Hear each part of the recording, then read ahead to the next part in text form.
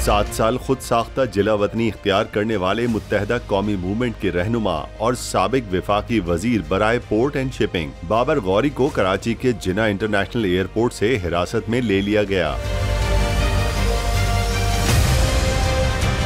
Police ने बाबर गौरी को अदालत में पेश करके 12 जुलाई तक रिमांड हासिल कर लिया। पुलिस ने इंसदाद दहशतगर्दी की मुंतजिम अदालत को बताया कि मुकदमे के मफरूर मुलजिम बाबर गौरी पर इश्तियाल अंगेज तकरीर पर तालियां बजाने का इल्जाम है। पुलिस के मुताबिक मुकदमे में फैसल सब्जवारी समेत 30 मुलजमान शामिल हैं, जिनमें नसरीन जलील, हैदर अब्बास रिजवी, रजा हारून, सैफ यार खान, रेहान हाशमी, ख्वाजा इजहार, डॉक्टर फारूक सत्तार, रशीद गोडेल, रऊफ सिद्दीकी, वसीम अख्तर, खालिद मकबूल सिद्दीकी, कमर मंसूर और दीगर भी नामजद हैं। मुकदमा रमजान नामी शख्स की मदियत में 2015 में सुपर हाईवे सनती एरिया थाने में दर्ज किया गया था, जिसके मुताबिक मुलजमान ने पाकिस्तान के करोड़ों अवाम का दिल दुखाया, बानी MQM हड़तालें और 2 कौमी नजरिए के खिलाफ उकसा रहे थे।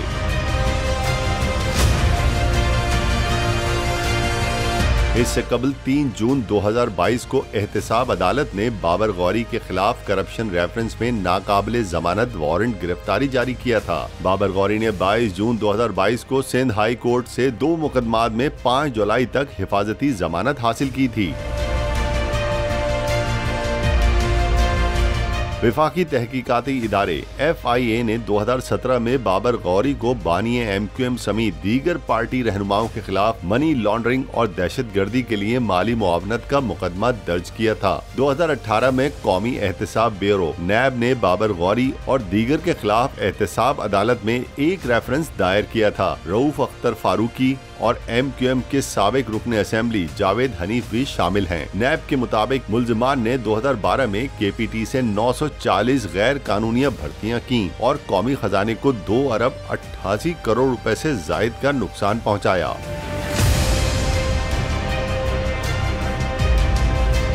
अक्टूबर 2019 में अदालती और इस्तिगासा के हुक्काम ने बताया था कि तफ्तीशी अफसर ने अदालत में एक रिपोर्ट जमा कराई थी, जिसमें कहा गया था कि मुस्तकबिल करीब में MQM के रहनुमा बाबर गौरी की गिरफ्तारी का कोई इम्कान नहीं, क्योंकि मुमकिना तौर पर वो गिरफ्तारी से बचने के लिए रुपोश हो गए हैं। इस रिपोर्ट के बाद अदालत ने बाबर गौरी को मुकदमे में इश्तिहारी करार दे दिया था।